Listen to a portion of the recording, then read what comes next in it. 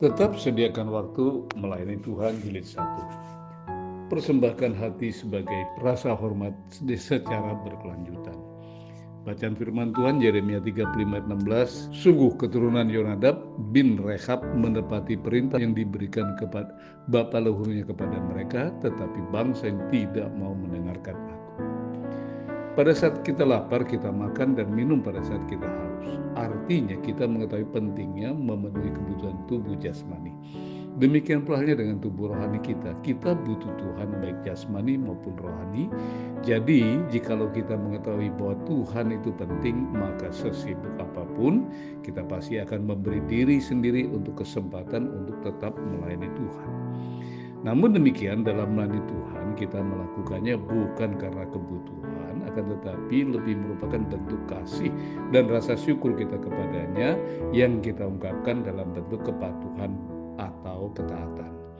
Yang menarik dalam bacaan ayat firman Tuhan di sini, kita bertemu dengan seorang tokoh Alkitab yang bernama Yonadab atau Jehonadab, yang menurut kamus Strong Exhaustive to the Bible artinya Jehovah is willing atau Tuhan menghendakinya. Secara etimologis, nama Yehonadab ini sendiri berasal dari dua suku kata, Jehovah yang artinya Tuhan dan Nadab artinya untuk menghasut, mendorong atau membuat keinginan. Sementara itu kata Nadab sendiri menurut kamus Ancient Hebrew Lexicon to the Bible dilukiskan dalam bentuk 3 piktograf atau lambang. Lambang yang pertama adalah benih manusia atau sperma, bermakna kesinambungan atau berkelanjutan dari satu generasi ke generasi berikutnya dari satu keluarga. Yang kedua, lambang pintu bermakna sarana untuk keluar maupun masuk.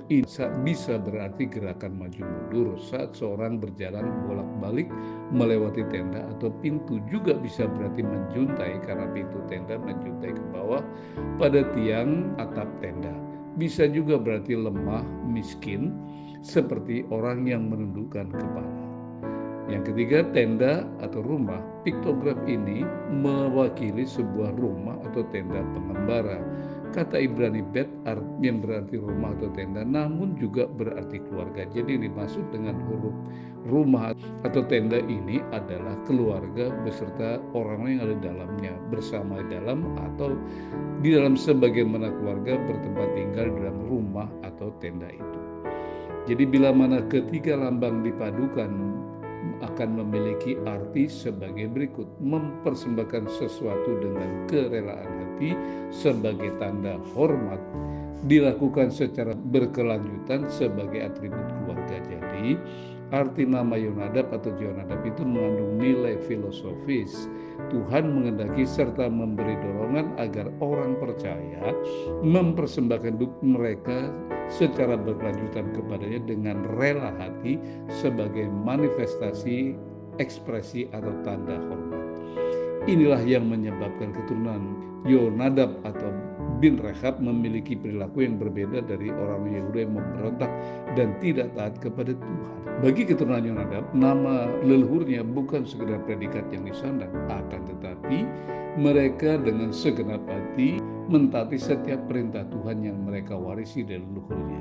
Suatu ketika Yeremia diutus oleh Tuhan untuk membujuk keturunan Rechab untuk minum anggur. Yeremia 35:5, di depan anggota-anggota kaum Rechab itu aku meletakkan piala-piala yang penuh dengan anggur dan cawan-cawan.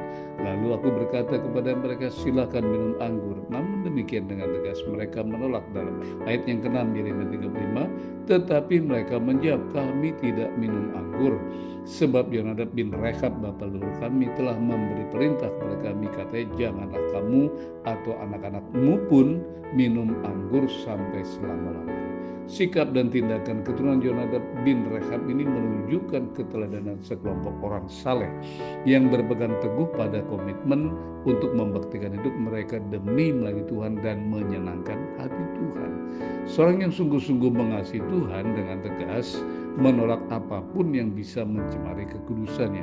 Didorong oleh rasa hormat yang sangat tinggi kepadanya, mereka dengan rela menolak apapun yang hanya menyenangkan diri sendiri. Membahagiakan dan menyenangkan hati Tuhan merupakan prioritas utama dan tertinggi. Saya tutup dengan 3 power statement. Esensi melayani Tuhan adalah melakukan apapun yang Dia kehendaki. Yohanes 14 ayat 15 mengatakan, "Jikalau kamu mengasihi aku, kamu akan menuruti perintahku." Yang kedua, melayani Tuhan berarti berkomitmen untuk menyangkal diri dan menyerahkan seluruh hidupnya bagi kemuliaan Tuhan.